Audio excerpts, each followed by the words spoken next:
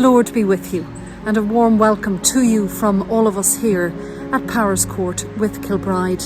It's lovely to be back on air, and it's frightening how much we rely on our Wi-Fi. This service couldn't be edited over the weekend in the rectory at all, as I was without Wi-Fi, so it's great to be back with you again, and my apologies for its late arrival. Last Sunday in our churches we remembered those who had lost their lives in not only the world wars but in conflict of any kind.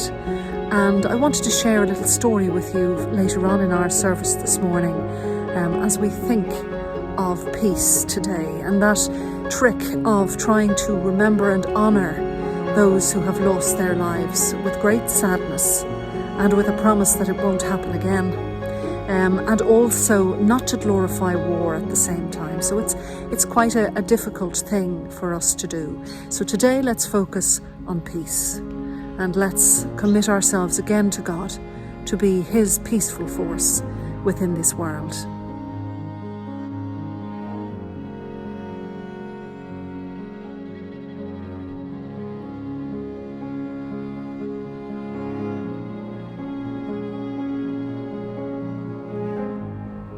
But first, as always, we stop for a moment wherever we may be this day. We acknowledge the presence of God with us in all places and at all times. And we open up a small space for prayer as we bring to Him our needs this day.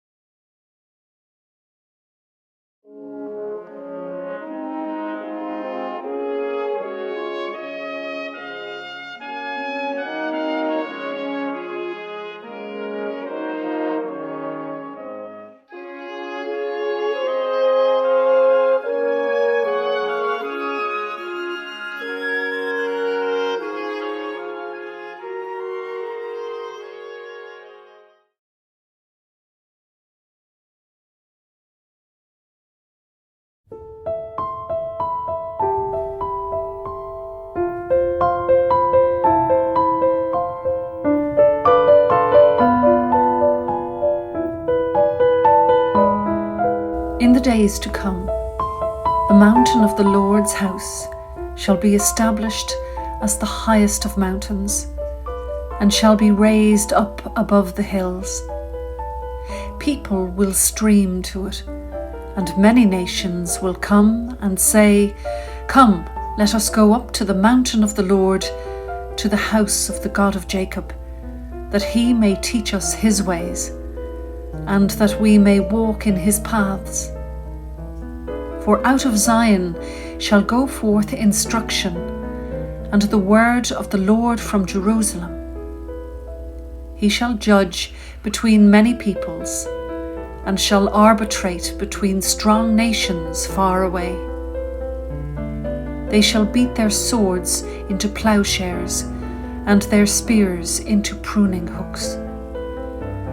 Nation shall not lift up sword against nation, neither shall they learn war any more. But they shall sit all under their own fig trees, and no one shall make them afraid, for the mouth of the Lord of hosts has spoken. For all the peoples walk, each in the name of its God, but we will walk in the name of the Lord our God, forever and ever.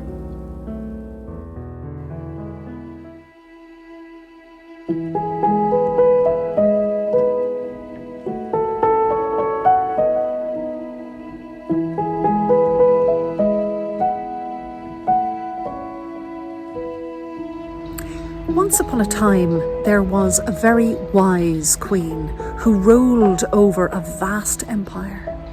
And at every opportunity, the queen used to look for chances to teach her subjects about peace. And so one day she announced that she was going to have a portrait, or a painting competition, I should say. And the artist that would paint the best picture that represented peace would win a vast prize. And so vast was her own kingdom that paintings came in great numbers, and indeed came to her from all over the world as the news spread. There was one particular painting that everybody believed would actually get the prize. It was, they called it, a masterpiece. It depicted a beautiful, serene and very calm lake, which mirrored the mountains around it, tall and capped with silent snow. The sky above them was azure blue. There was no doubt in anyone's mind that this was the picture.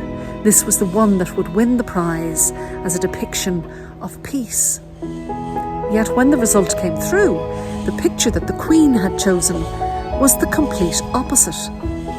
This picture too had mountains, but they were bare and stark and jagged and dark and foreboding, and the sky above them even more foreboding, and over on the right-hand side, thunderclouds, black and ominous, and that spike of lightning could be seen. People wondered why the Queen had made such a dreadful mistake, or perhaps why the artist had got the remit completely wrong. It wasn't until, on closer inspection, if they had looked closer, they would have seen that on one of those foreboding mountains there was a little chink in the rock, and from that chink in the rock there grew a bush, and in the bush there was a nest, and on the nest there was a mother bird calmly tending to her chick. In the most chaotic of circumstances, she was there peacefully protecting and guarding it.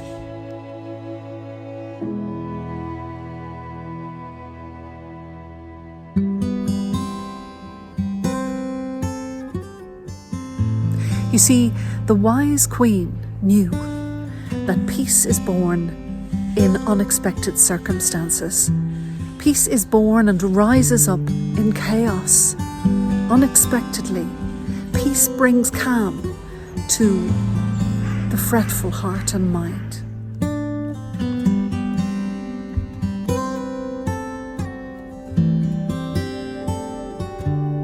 Peace, real peace, Christ's peace, is the type of peace that is actually a way of being in this world.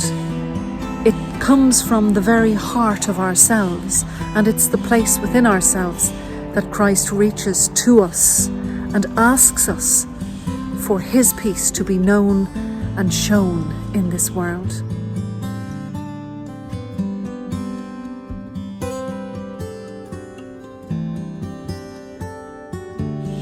We can look at chaos, and my goodness, there's a lot of chaos in this world, between war and then again hunger or thirst, people dying of thirst in 2022. It's very easy for us to feel helpless in this, to think that our small part in our small corner will have no effect on the greater picture. It's very easy for us to look at that big foreboding landscape and not notice the chink in the rock, that in which there is life and there is hope, albeit very, very small in the grand scale of things.